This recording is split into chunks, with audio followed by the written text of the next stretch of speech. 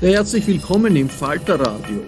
In dieser Sendung hören Sie den wohl bedeutendsten irischen Schriftsteller unserer Zeit, Fintan O'Toole. Fintan O'Toole hat zahlreiche Bücher, Artikel und Essays geschrieben zu Geschichte und Zeitgeschichte. Er lebt und arbeitet in den USA. Im Gespräch mit dem Journalisten Misha Glenny beschreibt er den faszinierenden Aufstieg Irlands vom streng katholischen Armenhaus Europas zu einem dynamischen, multikulturellen Land der Europäischen Union. Irland ist die älteste Kolonie Großbritanniens. Der von den britischen Nationalisten inszenierte unsinnige Brexit hat die Verhältnisse der beiden Nachbarn neuerlich belastet. In den USA, wo der Schriftsteller lebt, macht Donald Trump die Wahlen 2024 gerade zu einer Grundsatzentscheidung über die Demokratie, sagt Fintan O'Toole. Doch tauchen Sie zuerst ein in die vielfältige literarische Welt Irlands. Im Gespräch, das Misha Glenny im Vienna Humanities Festival in englischer Sprache mit dem irischen Schriftsteller Fintan O'Toole führt. Fintan, I hope you won't mind me saying this, is not quite as well known in Central Europe as he is in the Anglo-American sphere, the English language areas. But there he's an absolute megastar.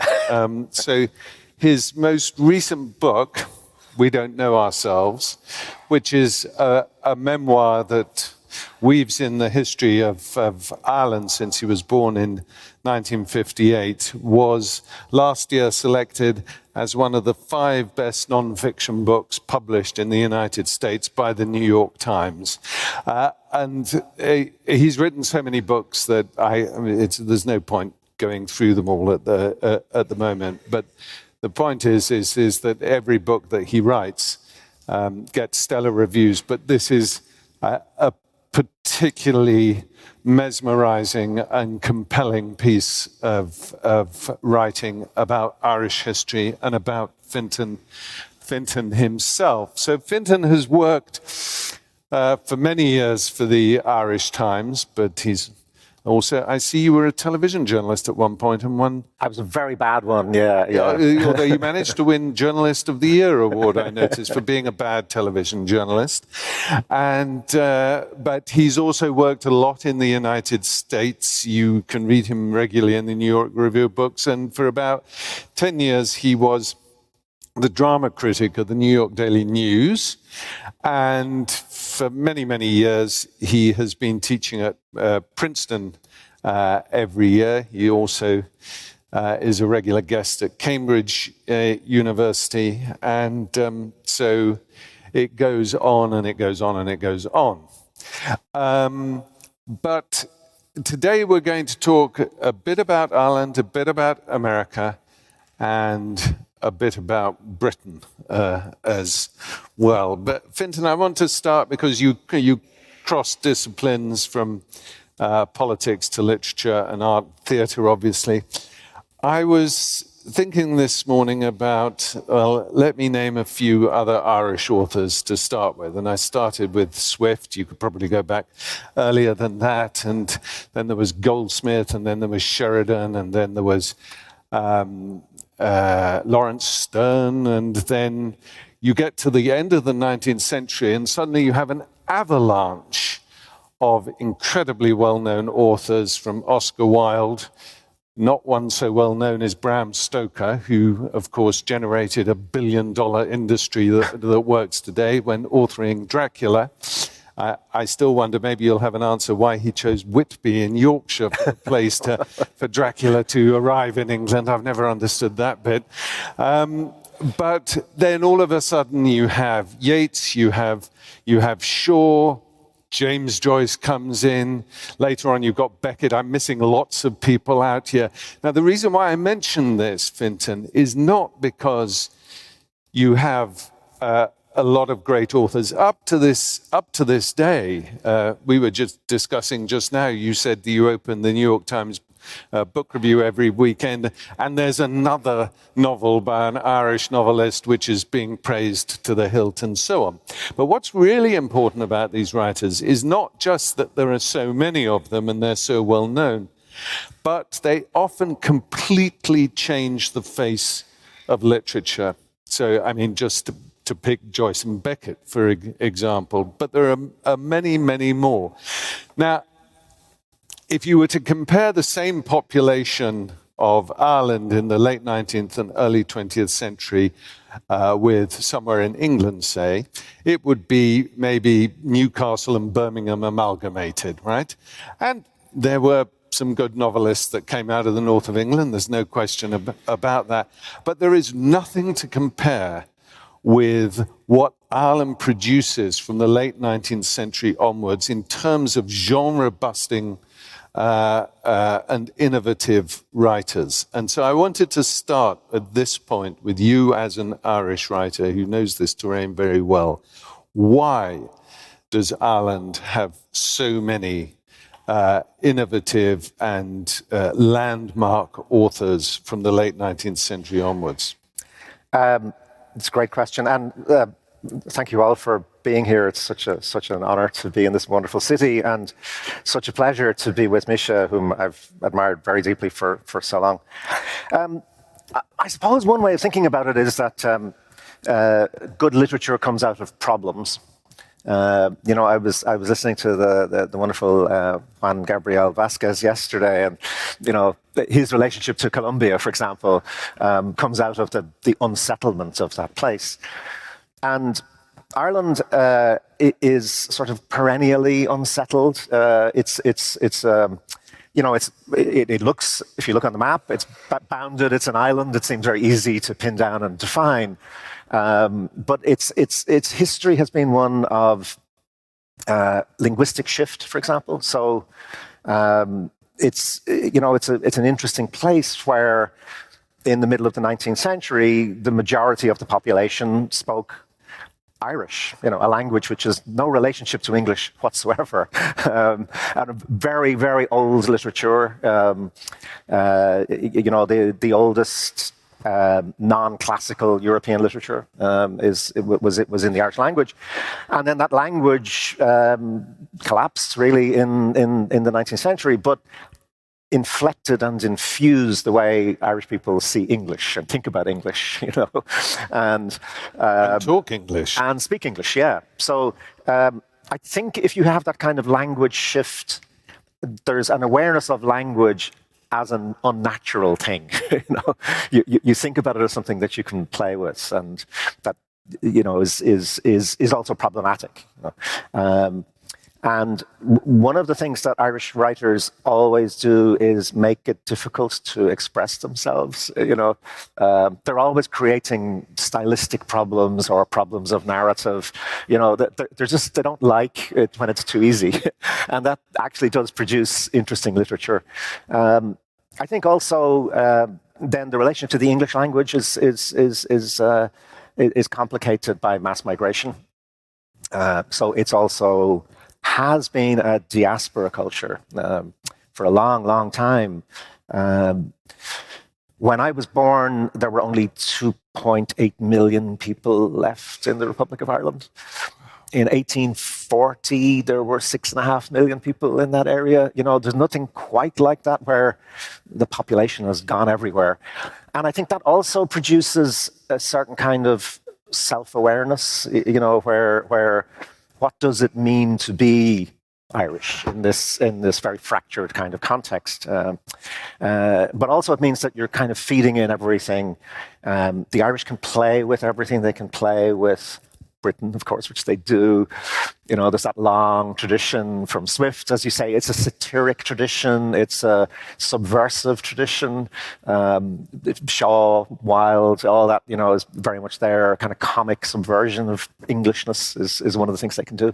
But also, it's very alive and alert to America, simply because of the vast numbers. You still have an American president, for example, who I remember on the day after he was elected, the BBC were trying to buttonhole him, and he said, "Who are you?" And he said, "We're from the BBC." He said, "BBC, I'm Irish. I don't want to talk to you." It was kind of insane, but there's still that kind of weird sense of Irishness as a sort of identity that's out there somewhere. And I think all of this kind of stew feeds into the fact that you can do anything you like with being Irish in a way. You can sort of play with it in all sorts of ways.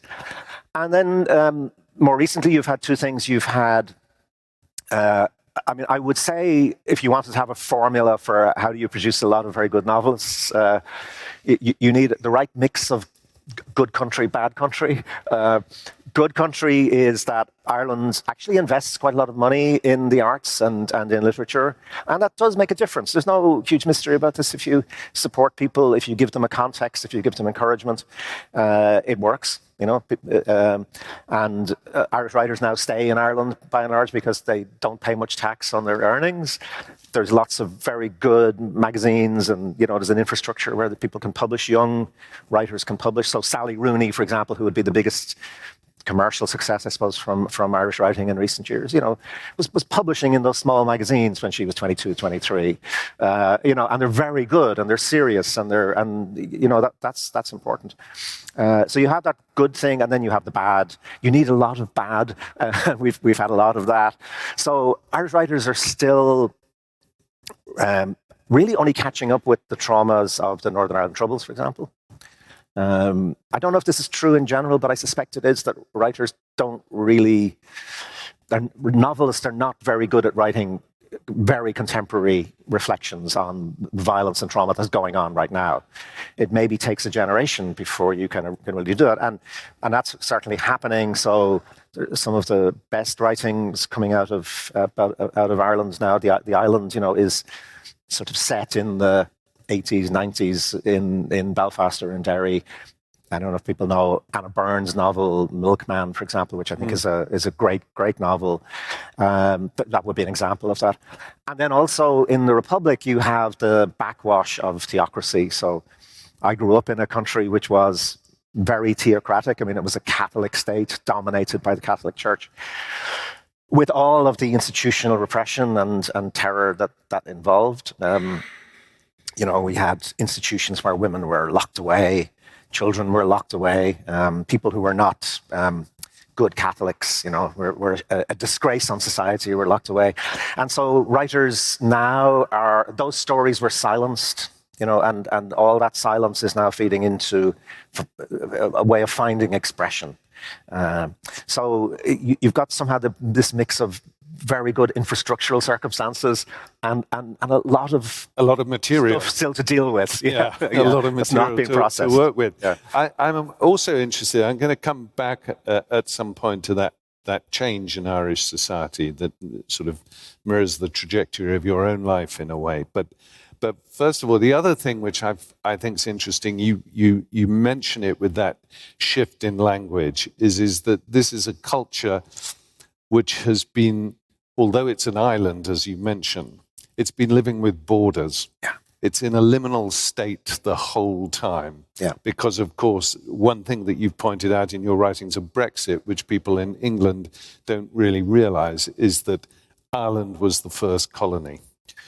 And since then, that relationship with Britain has been absolutely critical in forming Irish culture. Yes. English is my native language. I grew up with Shakespeare and Milton and Spencer and all of that. And as anybody who's reading in Ireland is plugged into the history of English literature, but also then kind of aware that if you're reading Shakespeare, you come across a lot of anti-Irish jokes. His view of the Irish is it's just bogland with savage people in it. And but it's really interesting. The first Irish character we have in English theatre of any kind of major standing is in Henry V, Shakespeare's play Henry V. And I'm not making this up. You would think you were kind of making it up as an academic point, but the opening line of the Irish character is, "What is my nation?" What is my nation? And Shakespeare does it with an Irish accent. He does ish, what ish my nation? Somehow, he gets this thing that this is a problematic identity.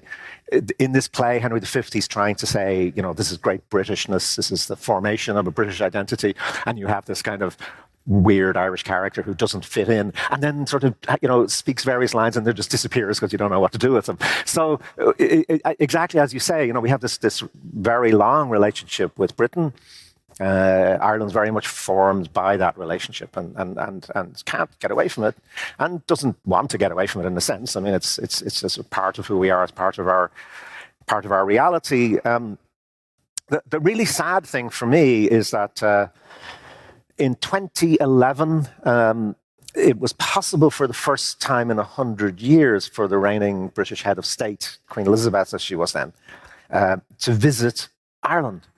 Well, to visit the Republic of Ireland. The previous visit by a British monarch to Dublin was in 1911. It was exactly 100 years.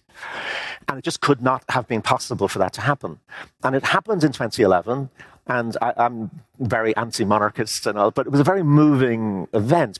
There were 200 people out on the street protesting, and you just felt, oh God, it's over. All this hundreds and hundreds of years of angst and bitterness and all that complication, it's over now. We're just neighbours and it's fine. And it really did feel like that. The Irish governments, British governments had worked so closely together on the Northern Ireland peace process. They were very careful to make sure that there wasn't a cigarette paper between them in terms of their public utterances throughout all that period. And then you get Brexit, which is just like this eruption which tears all that up, and just was so careless about the effects on Ireland and the Irish border and all that stuff, which we won't bore people with because it became very boring. But, there was just a sense that there's this shock of a complete lack of knowledge, a complete lack of interest, a complete lack of any sense of responsibility to what, after all, is supposed to be part of the United Kingdom, Northern Ireland, And I think that was a shock. It made you think, actually, maybe we're getting over this stuff, but there are a lot of people in England who haven't got over the condescension and the ignorance and the sense that actually Ireland is just a game you can play for the benefit of a certain kind of English politics. But this was also a mature Ireland politically and a very different Ireland politically you're talking about in 2011 and 2016, because, as you mentioned it was, as you were growing up, a theocratic state. And for those of us in England who knew anything about Ireland, and the ignorance in England and even in parts of Scotland and Wales as well about Northern Ireland and the Republic of Ireland is astonishing in the 60s, 70s and beyond, even to this day. I mean, it was very evident in Brexit. But if you did know a bit about it, you saw Ireland as a place that was kind of fun to visit, but my God, you wouldn't want to live there because the oppressive influence of the church was absolutely everywhere. Now, in 10 years or so, this seemingly unbreakable edifice collapsed and turned Ireland upside down. How did it happen just like that? Yeah. Fintan? I mean, you lived through it, you've written about it. I mean, I feel very much like an anomalous person because I've had the privilege of living in a country where, by and large, political developments have been positive. It's actually been a story of kind of liberation and of opening up and of tolerance. The sort of general shift of the centre ground to the left rather than to the right, and it happened because we tried everything else. It's not that the Irish are wiser than anybody else. It's just we did everything else wrong that you can possibly think of. And as I'm looking around the world, I see people who are offering a vision of the future, which is very like the Irish past. And you don't want to go there. You really don't want a tribalized society like you had in Northern Ireland, sectarian conflict, which is still, scouring that place. And you don't want what we got in the Republic of Ireland, which is identity politics writ large. That our identity was not that we were going to be a successful, prosperous country that could afford to educate its population and all that. I mean, when I was born, Ireland was the worst educated population in Europe, and we're talking about the cultural productivity, the great writing, all those wonderful traditions. But, the vast majority of people when I was born had only primary school education. They'd left education at 14.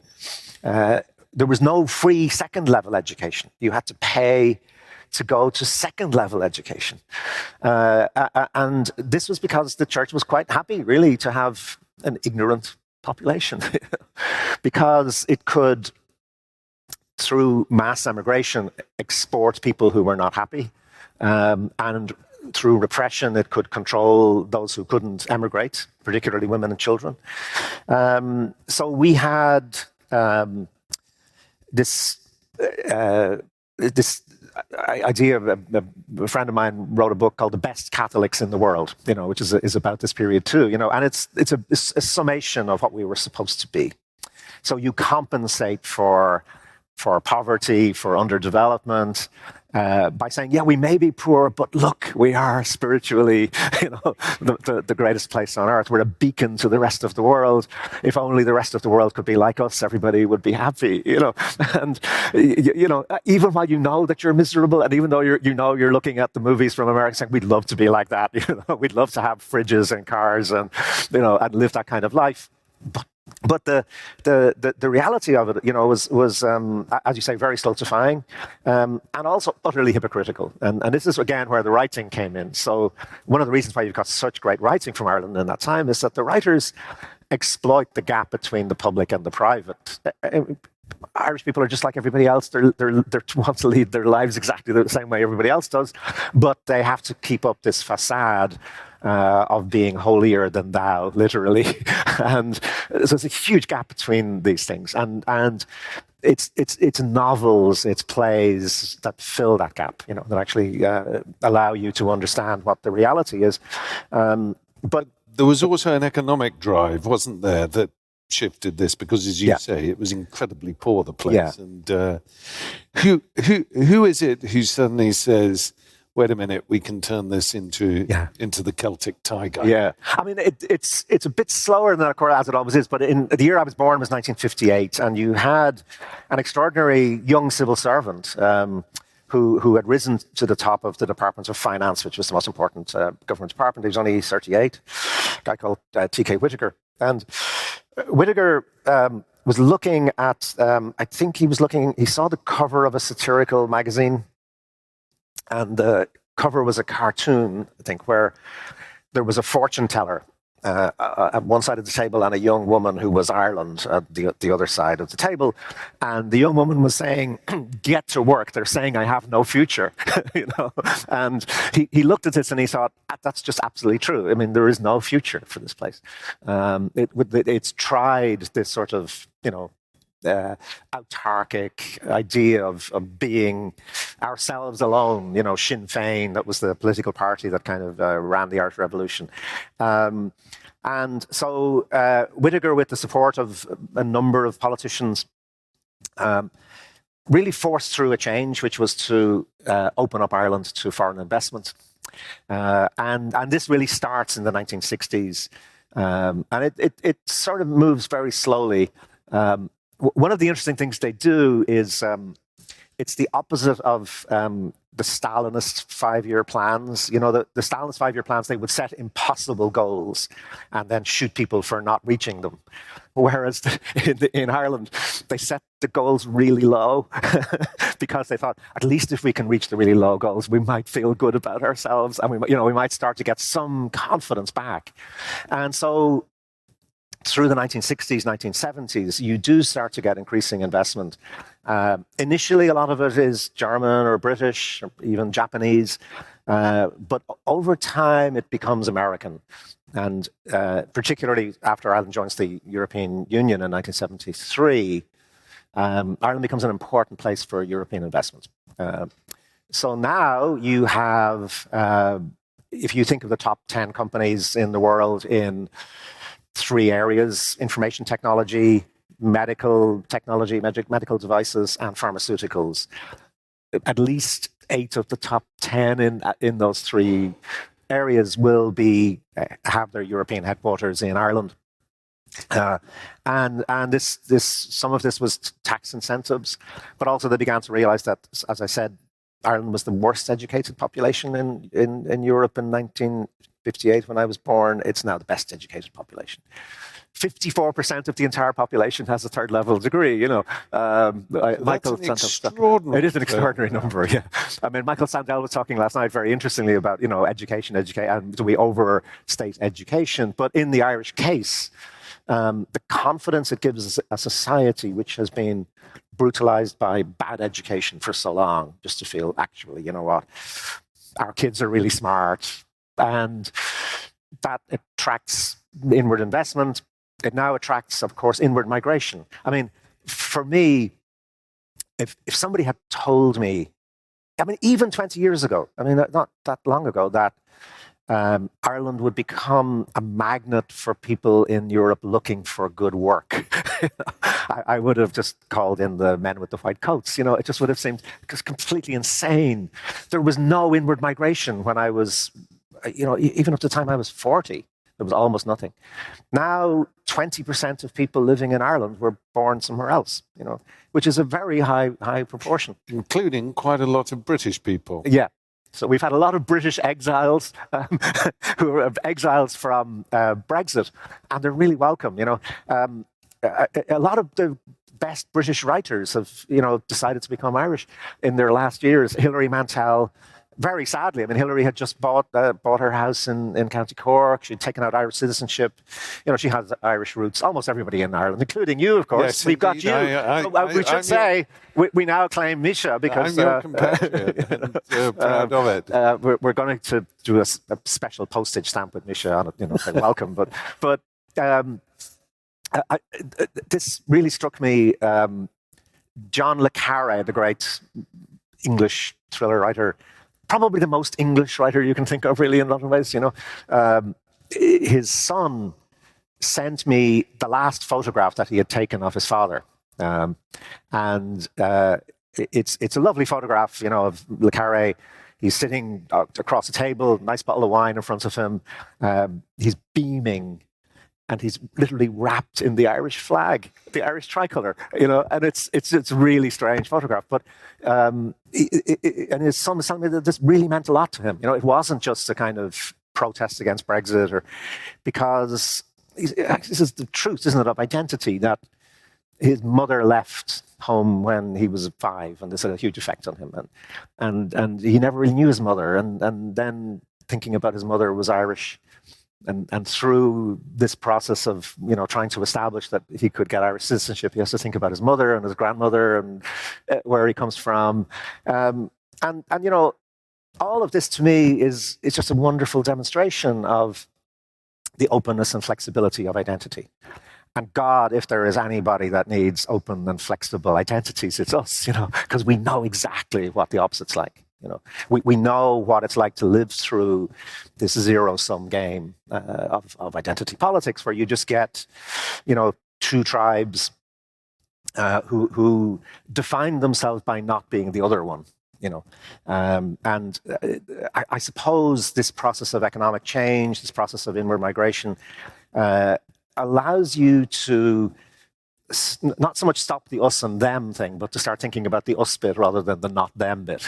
Yeah. And I think that's why Ireland is generally quite a positive place to be. We'll come back to that tribal thing at the end, because I want to finish off on Northern Ireland and Brexit. But before we do, you followed the well-trodden path from Ireland to the United States, except your circumstances, it was a path of choice rather than a path of necessity and compulsion.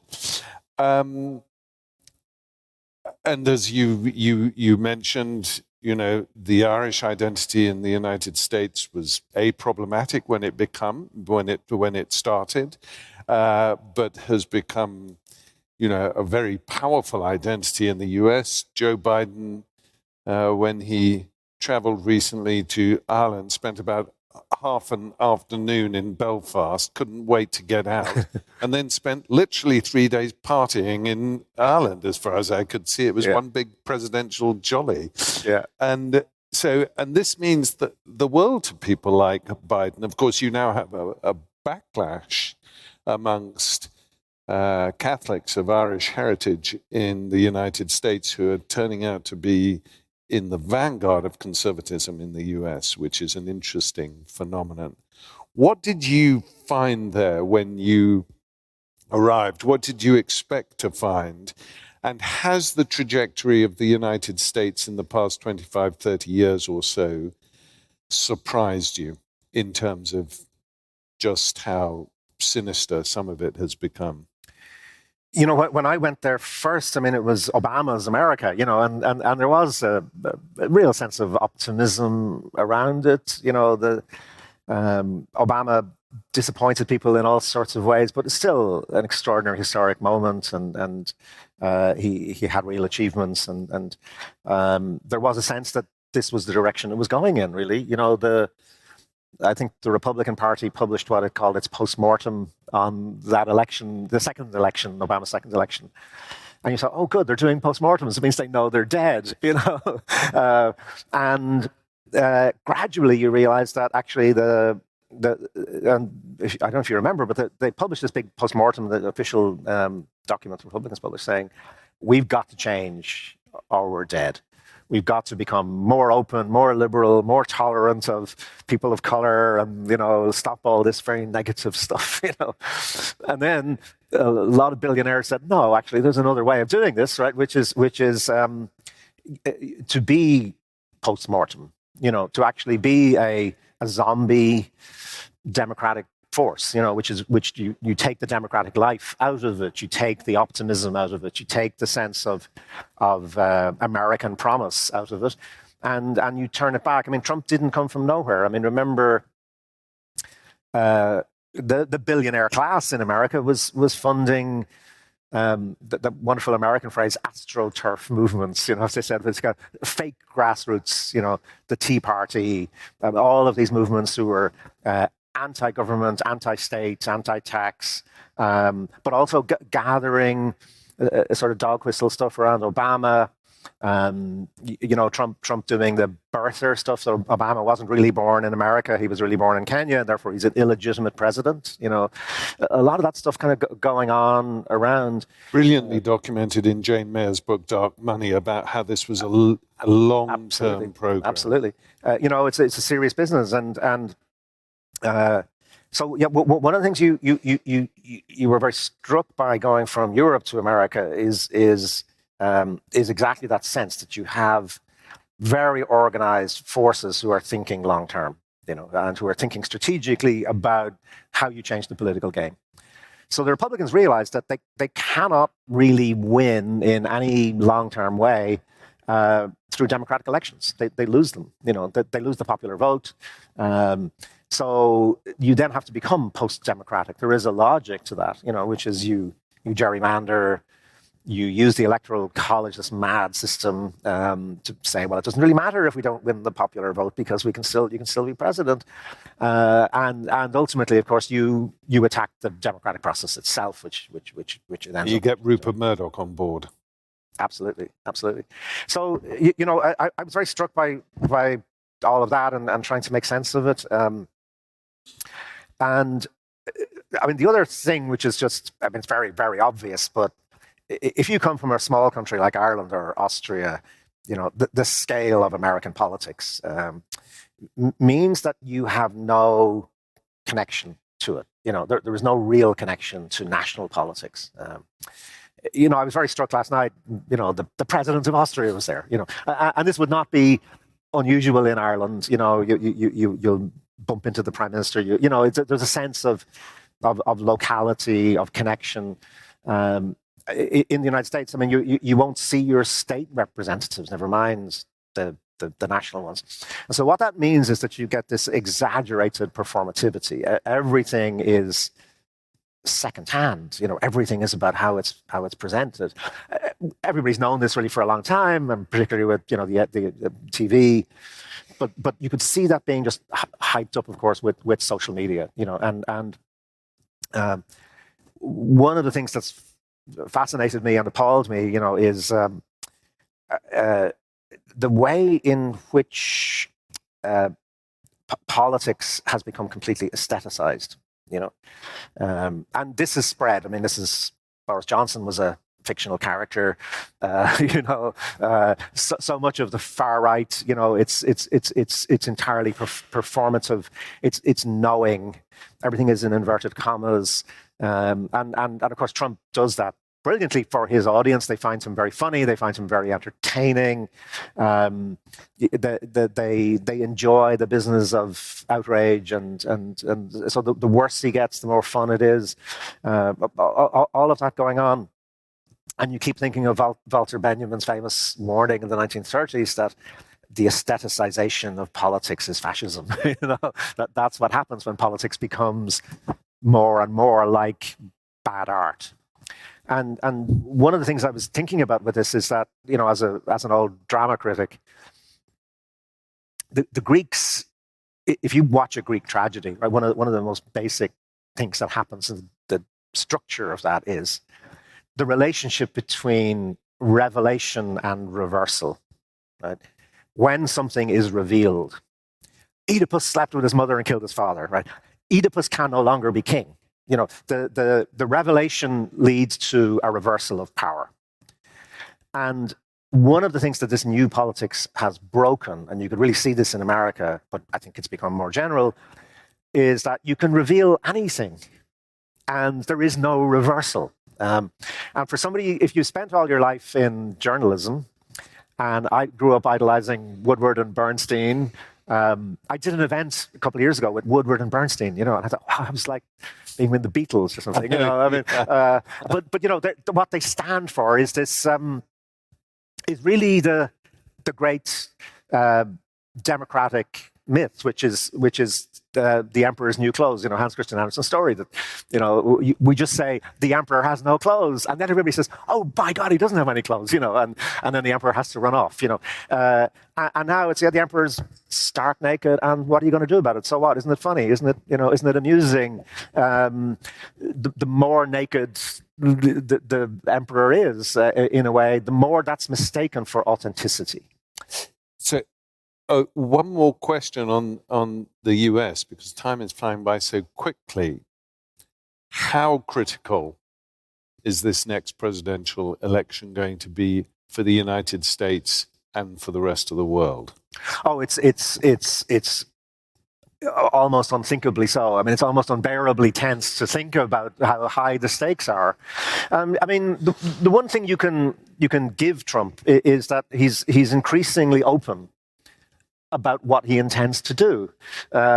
He's completely open about the fact that basically this will be the last election. The electoral process is already under huge stress, being attacked.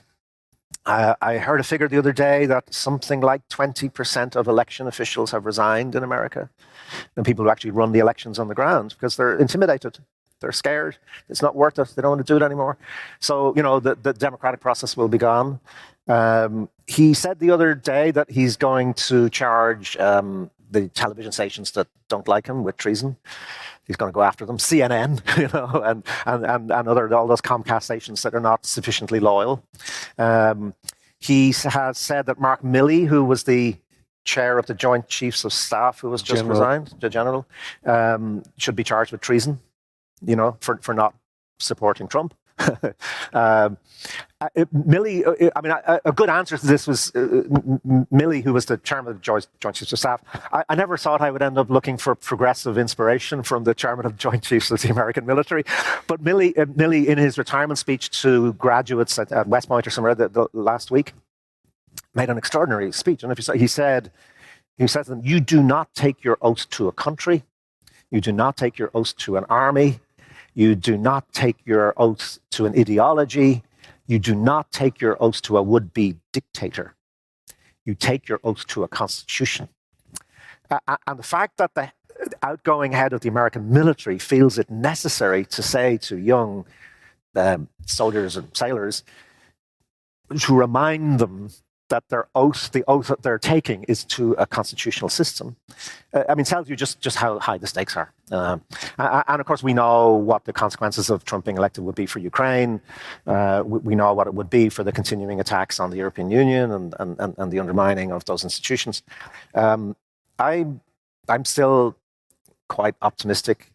There will be two candidates in 2024. One will be Donald Trump, and the other will be Donald Trump. He's the best candidate for the Democrats. Sadly, I kind of wish they had a better one. But the one thing I know from Ireland is that the right winning on abortion is the worst thing can happen to them. So the American far right engineered a constitutional referendum in Ireland in 1983 to ban abortion forever and ever, and put it into the constitution. And they won hands down in the Ireland of the time. And it was the worst thing they could possibly have done, because abortion is a great issue for the right when they're against, when it's in place and they're against it. When you actually have to own it and say, okay, what are we going to do now? Are we going to lock up the 14-year-old who's been raped? And the logic of your ideology is, yes, actually, that's what we're going to do. Well, it scares the life out of women, and you look at every single election that's been held since they overturned Roe versus Wade, and what has the issue really been at the core of that? It's been abortion rights, and women have come out in huge numbers to vote against the Republicans, and I think they will do so again. So it's interesting you say that about the right having a manageable and achievable goal, and then it backfiring, because that's really what happened with Brexit. England's populists, or Britain's populists, actually succeeded in their stated desired goal, which was to take Britain out of the European Union. And ever since then, they've been having to own this catastrophe. The most acute aspect of that catastrophe is in Northern Ireland, which few people in England even follow. I mean, they're just unaware of what is going on there. But as you suggested earlier, it drove a coach and horses through the Good Friday Agreement. And we now have a situation which I think in the mid-term to long-term is untenable, but you have on the island of Ireland a population of loyalists whose raison d'etre, the union with England, is under threat. And they're a very angry group of people. Yeah. So although people have tended to forget about Northern Ireland since the Troubles, since, even since after Brexit, how serious a situation are the people of Northern Ireland and indeed the Republic of Ireland facing as a consequence of what's happened? It is indeed serious. I should say I don't see a return to outward violence on a large scale on the horizon. But there is a really fundamental problem, and you've put it extremely well. Brexit was a game being played by essentially English nationalism, and it was a game that was about mobilizing self-pity. Self-pity is, in a way, the primary emotion of the reactionary right. Feel sorry for yourself, especially if you're privileged. And there was one place in the world that did not need another helping of self-pity, and that was Northern Ireland. So to just add in, here's another dose of it, and particularly for unionists. So we have this problem. I come from an Irish nationalist mentality background. That's where I grew up with, and my sentiments and emotions are shaped by that sort of long history of Irish nationalism.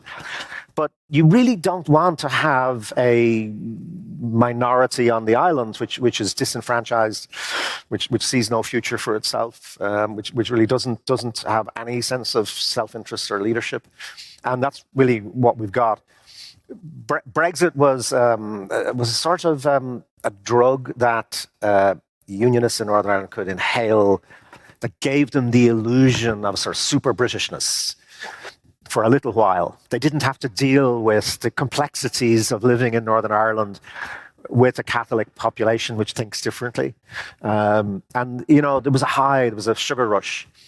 And they rode that sugar rush all the way to self-destruction, right? Which is, just at a simple level, I won't go into all the details of it, but it's very simply understood, right? They put their future in the hands of Boris Johnson, right? They said, "Who do we trust here?" And Boris Johnson. they could have phoned at least 20 women and said, does Boris keep his promises? This then leads to, on the one hand, you're almost tempted to have a kind of schadenfreude, to say, well, it's your own fault. You put yourself in this situation. Because what's happened now is they've been effectively detached from the rest of the United Kingdom. So Northern Ireland has ended up in this liminal space where it's more or less still in the single market and the customs union, while the rest of Britain has left them. And if you're a unionist, this ought to be, how did we get here? We've detached ourselves from Britain. There is now effectively customs posts between Britain and Northern Ireland. I mean, think of this. Can you think of any other country, supposedly a single entity where you've got customs borders in the internal market? And so they've done this to themselves. And of course, the thing we know, and it's a threat to democracy generally, is that people will do almost anything except admit they were wrong. There's something about the humiliation of having to say, "Oh dear, we really screwed up there, didn't we?" So with Brexit, as you know, I mean, the Labour Party in Britain, which is probably going to be the next government, cannot bring itself to say to potential voters, actually, that might have been a bit of a mistake in 2016, because, and maybe they're right, they just know that's you're telling me I'm stupid, are you? And then that kind of produces all this stuff. Don't mention the war. Don't mention it. Don't mention it. And unionists cannot deal with the fact that they've created this situation for themselves. They've actually done more to undermine the union through Brexit than the IRA through its hideous, vicious campaign of violence did over 30 years. Das Gespräch von Fintan O'Toole mit Misha Glenny, dem Rektor des Instituts für die Wissenschaften vom Menschen in Wien, fand im Rahmen des Vienna Humanities Festivals am 1.10.2023 statt in der Akademie der Bildenden Künste. Beim Institut für die Wissenschaften vom Menschen bedanke ich mich sehr herzlich für die Zusammenarbeit. Ich verabschiede mich von allen, die uns auf UKW zuhören, im Freirad Tirol und auf Radio Agora in Kärnten. Über die Arbeit zeitgenössischer Schriftsteller aus aller Welt ist regelmäßig im Falter zu lesen. Ein Abonnement des Falter darf ich Ihnen ans Herz legen. Auch Geschenksabos sind eine gute Idee. Die Beschenkten werden Sie das ganze Jahr in Erinnerung halten. Alle Informationen gibt es im Internet unter der Adresse abo.falter.at. Ursula Winterauer hat die Signation gestaltet. Philipp Dietrich betreut die Audiotechnik im Falter. Ich verabschiede mich. Bis zur nächsten Sendung.